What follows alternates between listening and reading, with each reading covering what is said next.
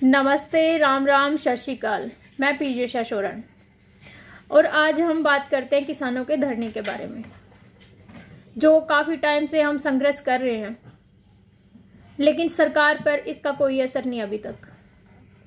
तो हमारे जो किसान हैं उन्होंने फैसला किया है कि 5 नवंबर को पूरे भारत में चक्का जाम किया जाएगा। और मैं पीजे शशोरन आप सबसे अपील करती हूँ कि इसमें बढ़ चढ़कर भाग लें। इसमें लेडीज भी, बच्चे भी और हमारे युवा तो साथ दे ही रहे हैं बहुत ज़्यादा।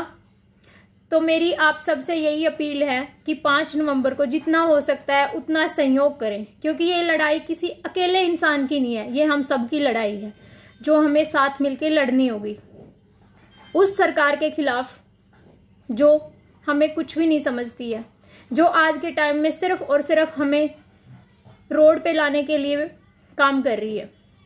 जो सरकार हमें पहले बोलती थी कि ऐसा करेंगे, आपके अकाउंट में 15 लाख आएंगे, ये आएंगे, अच्छे दिन आएंगे।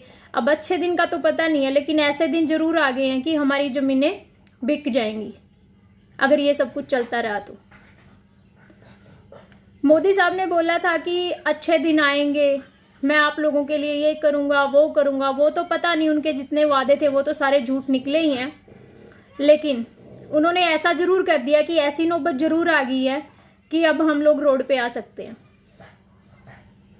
सिर्फ हमें इस चीज को समझने की जरूरत है कि ये जो हो रहा है वो गलत है।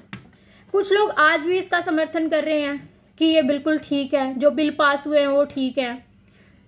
लेकिन एक बार बैठ के मतलब उनको पढ़ो, अच्छे से समझो उनमें क्या ठीक है। जो हमारा मंडीकरण अगर वो खत्म हो जाएगा, सरकारी मंडी खत्म हो जाएगी, तो हम लोग क्या करेंगे? प्राइवेट मंडी मतलब उनका जितना मन करेगा वो उतना हमें देंगे, उतना फसल का दाम लगाएंगे, तो फिर उससे हमें कोई फायदा नहीं होगा, लेकिन उनको बहुत ज्यादा फायदा होगा, क्योंकि वो बिजनेसमैन है। वो पहले भी बिजनेस कर रहे हैं और आगे भी बिजनेस करेंगे, और किसान कभी बिजनेस नहीं कर सकता।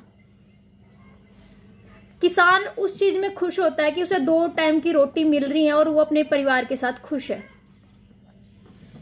सिर्फ अपने परिवार का पेट भर सके और अपना पेट भरे, उसके लिए वो सबसे बड़ी पूंजी है।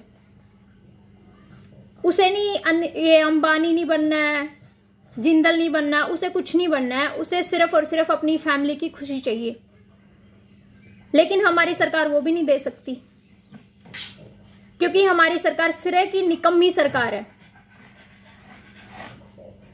जिन लोगों ने वोट देकर आप लोगों को बनाया है ये सोच के कि आप कुछ अच्छा करोगे, लेकिन आप कर क्या रहे हो? अब तो हद हो गई है, जमीनी हड़पने पे आ गए आप लोग। भीख मांगने की भी हद होती है, एक लेवल होता है भिखारी का भी। वो सिर्फ रोड पे भीख मांगता है। आप लोगों ने भीख मांगी, हमने वोट दिया आपकी भीख में। अब तुम लोग आगे कि हमारे घर हड़प लोगे, जमीनें हड़प लोगे। जितनी भीख दी थी वो कम पड़ गई। आप लोग पहले भी भिखारी थे और आगे भी भिखारी रहोगे, और 2023 या 24 में जब भी इलेक्शन होगा तुम लोग फिर भी भिखारी रहोगे। और हम लोगों को मतलब आप सोचो कि हम लोग फिर भी आपको वोट दे देते हैं। ये किसान होते हैं जनाब, जो घर पे आए हुए ना, किसी को मोड़ते नहीं खाली हाथ। लेकिन अब आप लोग ना एक उल्टी गिनती शुरू कर दो। अब जिस भी गांव में आप लोग जाओगे ना, वहां पे आपको काले झंडे देखने को मिलेंगे। हरियाणा में बहुत सारे गांव में ऐसा हो चुका है, जहां पे भी गए हैं मंत्री वोट मांगने के लिए, वहां पे उनको काला झंडा दिखाया गया। और आगे ऐसा ही होगा, क्योंकि आप लोग इसी चीज के लायक हो। और सबसे बड़ी बात यह है कि हमें सरकार के साथ लड़ने की इतनी जरूरत ही नहीं पड़ेगी। अगर हम अपने अपने गांव से अगर उन्हें घुसने ही ना दें गांव में, अगर वो गांव में घुस के वोट मांग के हमें झूठ बोल के, झूठे दिलासे दे के फिर से चले जाएंगे ना, तो फिर से हमें यही सब कुछ करना पड़ेगा, यही धरनों पे बैठना पड़ेगा। आज हमारे बड़े बैठे हैं, कल को हमारे बच्चों को बैठना पड़ेगा। तो उससे बेटर ना हम इस चीज को खत्म ही करते हैं। बीजेपी सरकार से निकम्मी सरकार मैंने देखी नहीं है बिल्कुल भी। किसी चीज की हद होती है, झूठ बोलने की, गिरने की एक लिमिट होती है इंसान की, लेकिन हमारी सरकार ने हदें पार कर दी हैं, हाथापाई पे उतर आए हैं। कौन सी सरकार होती है जो किसानों पे लाठीचार्ज करती है? और दुष्यंत चौटाला ने क्या किया? सिरसा में किसानों को बुलाया बात करने के लिए, फिर से उन पे लाठीचार्ज करवाया, गैस छोड़ दी, लाठीचार्ज कर दिया, पानी डाल रहे हो। अभी पानी डाल के क्या होगा? किस पे पानी डाल रहे हो आप? उस किसान पे पानी डाल रहे हो जो हमेशा पानी में ही रहता है। आप लोग सुबह सुबह ना कोलगेट ब्रश से ब्रश करते हैं, लेकिन वो किसान पता है क्या करता है? खेत में जाके ट्यूबवेल चला के वहां पे जाके कोरला करता है वो। तो उसको कोई फर्क नहीं पड़ता आपकी पानी की बुछारों से। क्या फर्क पड़ेगा उसे? कोई फर्क नहीं पड़ता। उसको पता है कि जब उसके पास रहने के लिए घर नहीं होगा, अनाज उगाने के लिए उसके पास खेत नहीं होगा, तो वो क्या करेगा? आपकी गैस और आपके मतलब जो आप पानी फेंक रहे हो उससे क्या हो जाएगा? कुछ भी नहीं होगा उससे। और आप जितना धोखा दिए जा रहे हो ना, इस मतलब लेवल पे आके इतना गिर रहे हो आप, सेम हो रही हो आपकी सरकार। तो मतलब अब क्या बोल सकते हैं? वोट तो हमने दिए थे, हमने ही आपको बनाया था, लेकिन बारी सबकी आती है। अगर बनाया है ना तो गिराना भी आता है। ऐसे गिरोगे ना कि पूरी उम्र नहीं उठ पाओगे।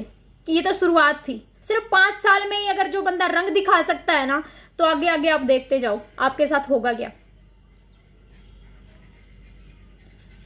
ऐसा नहीं है कि 5 साल में आपने ये कर लिया, जो जितनी झूठ बोलनी थी आपने बोल ली, और उन झूठों के सहारे पे आपकी सरकार कितना चलेगी।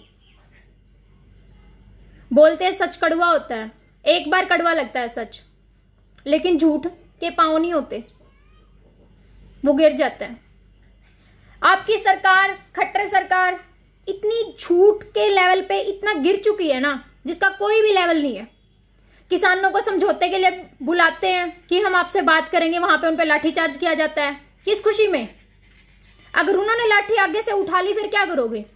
आप लोग क्या करोगे? आप कुछ नहीं कर सकते, क्योंकि जो पुलिस वाले हैं ना, वो भी तो हमारे भाई बंधु है ना। इन किसानों के बेटे लगे हुए हैं, इनकी बेटियां लगी हुई हैं पुलिस में, जिनको आप आगे किए जा रहे हो। आप लोगों का तो कोई मतलब एक भी आप लोगों का बच्चा